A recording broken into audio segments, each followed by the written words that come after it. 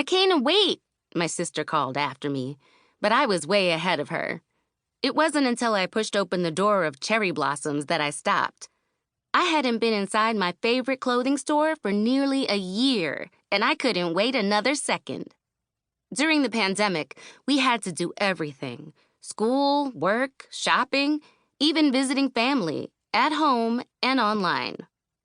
It had been hard not going anywhere and not seeing anyone, and now I was eager to be out in public again. "Slow down," Amari said when she caught up with me. "No way," I teased. "This is the first time I get to pick out new clothes for school." In a few days, I would be starting 7th grade, and unlike grade school, I wouldn't have to wear a uniform. I didn't have to wear a uniform last year either, but since school was remote, there hadn't been any back-to-school shopping. Today was a day for fashion, and I couldn't wait to see what I would find.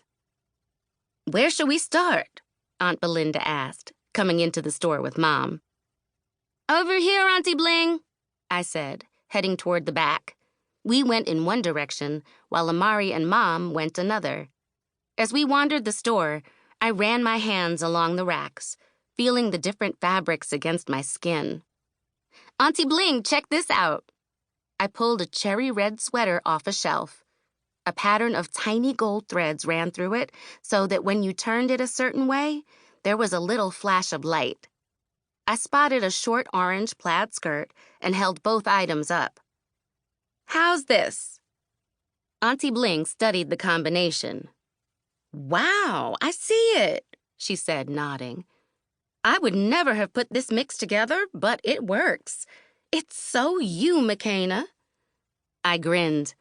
Auntie Bling is a stylist in Los Angeles, so that meant a lot to me. "The colors remind me of the kente cloth dress you bought me from your trip to Ghana," I said, putting the sweater and skirt back. "I gave you that when you were 4, Auntie Bling said, sifting through the rack. "Well, that dress was totally different from any of my other clothes," I said. "And when you told me each kente pattern has a special meaning, it blew my mind." I picked out a turquoise shirt decorated with butterflies and showed it to Auntie Bling. Auntie Bling looked at the shirt and then handed me a skirt that faded from dark purple to light lavender. "Is that why you wore the kente dress to preschool every day?" she teased. I nodded. I even slept in it, dreaming that one day I might visit Ghana too. It made me feel special, like I had something no one else had. "You still do," Auntie Bling insisted. "You have your own style, girl. Keep showing off your shine in those Instagram posts. I love seeing what you wear every day." When school went virtual, I decided that I would not wear sweats all the time. Every night, I picked out an outfit, and every morning, I gave myself time to style it based on how I was feeling. Since I only showed up in one little square on a screen, I started taking selfies of my whole outfit and posting them online. A couple of my friends told me they looked forward to seeing what I wore. They said it made them feel normal at a time when things weren't. Pretty soon, people started posting their outfits, too. I posted all summer, and I guess I'll keep doing it, even when we're back to school in person. Back in person, I thought happily as I sifted through the store's racks. I can't wait to be with people again. I've missed that so much, and I've decided I'm not going to waste a single minute being shy. I'm going to make as many new friends as I can.